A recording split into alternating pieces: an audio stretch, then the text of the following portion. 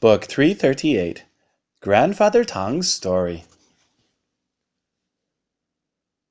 Grandfather Tang and little Sue were sitting under a peach tree in their backyard. They were amusing each other by making different shapes with their tangram puzzles. "Let's do a story about the fox fairies," said little Sue. So Grandfather Tang arranged his 7 tangram pieces into the shape of a fox. Then Grandfather Tang made another fox with little Sue's 7 tangram pieces. Little Sue clapped her hands as her grandfather began. Although Cho and Wu Ling were best friends, they were always trying to outdo each other. One day, this rivalry almost brought their friendship to a tragic end. They were sitting under their favorite willow tree beside a river, talking about their magic powers. "I can change myself into a rabbit as quick as a wink," boasted Wu Ling.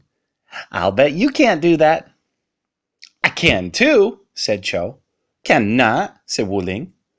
"Anyway, actions speak louder than words." And he changed himself into a rabbit. "Not bad," said Cho, smoothing his whiskers. "But watch me do better than that." And before Wu Ling could blink, Cho changed from a fox into a dog. Now, when Cho changed himself into a dog, he not only looked like a dog, but he felt like a dog and acted like a dog. He bared his teeth and lashed his tail. Wu Ling shivered and twitched his nose. "I love rabbits," Cho growled, "and I'm going to get you and gobble you up." The dog edged closer and closer. Wu Ling's eyes grew bigger and bigger. He was too frightened to move at first, but then he thought, "I'll be safe if I can climb up the willow tree." His little puff of a tail grew long and bushy, and his tall ears shrunk as Wu Ling transformed himself into a squirrel. Wu Ling sprang into the willow tree and scrambled to the top. "Cho will probably turn himself into a cat so he can climb up the tree after me," Wu Ling said to himself. "But he'll never catch me. I'll jump from tree to tree, and he won't be able to follow me." Of course, Cho thought about changing himself into a cat. "But that's just what Wu Ling expects me to do," he said to himself. "What can I do to surprise him?" He thought and thought. "I know! I'll swoop down on him from above." And he turned himself into a hawk. Cho circled round and round in the sky above the willow tree, searching for Wu Ling. Wu Ling peered through the leaves of the tree, looking for Cho on the ground. Round and round Cho circled the willow tree until he spied Wu Ling. "Cack, cack, cack!" he shrieked as he zoomed down upon the squirrel. Wu Ling trembled. Cho's beak looked sharp enough to pierce right through him. "If only I lived in a shell house," he thought. "Then Cho couldn't hurt me."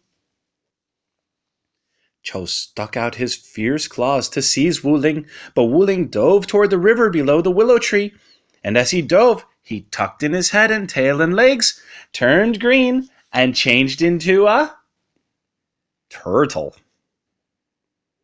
Wu Ling climbed up on a mossy rock in the middle of the river. He thought he was safe because he looked as if he were part of the rock. Cho circled round and round, searching and searching, until his sharp eyes spotted the turtle. Then he swooped down, down, down toward him. But just as Cho reached him, Wu Ling plunged into the water.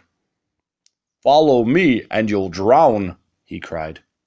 "Don't worry," cried Cho, plunging right behind Wu Ling. His body grew longer, covered with scales. He whipped the water with his long, wicked tail, and he snapped his spike-toothed jaws as he turned into a crocodile. Wu Ling circled round and round as he plunged down, down, down to the bottom of the river. Cho lashed his wicked tail as he plunged after Wu Ling. Just as they reached the bottom, Cho clamped Wu Ling in his spike-toothed mouth. "Now I've got you," he bellowed through his clenched teeth. Oh, no, you haven't, cried Wuling, who grew smaller and smaller, and changed himself from green to gold as he transformed himself into a goldfish. And he swam out of Cho's mouth between his spiked teeth. Then he hid in a patch of cattails. Cho churned the water with his lashing tail as he charged into the patch after Wuling. With his head swinging back and forth and his eyes darting here and there, he searched for Wuling. Wuling knew that Cho would not give up until he found him. I must fly from here, he thought, and he started to honk as he transformed himself into a goose. Cho charged after him, but Wuling spread his wings and took to the air.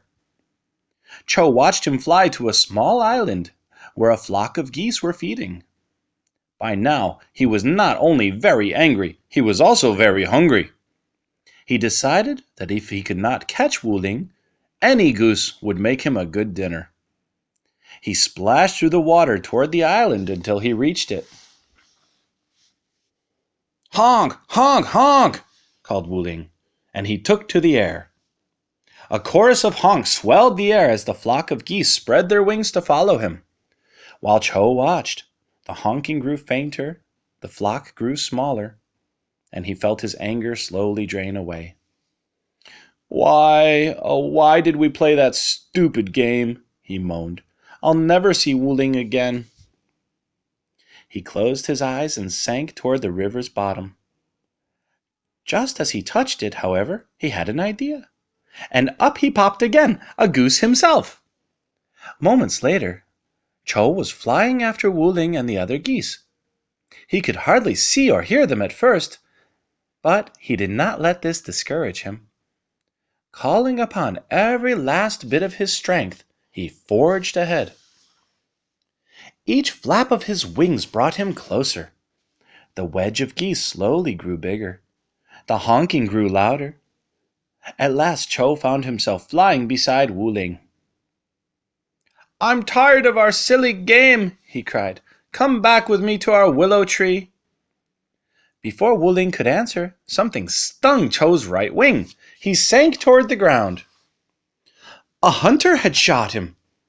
Wuling flew down beside Cho, placed his left wing under Cho's smashed right wing, and together they fluttered down to the edge of the forest.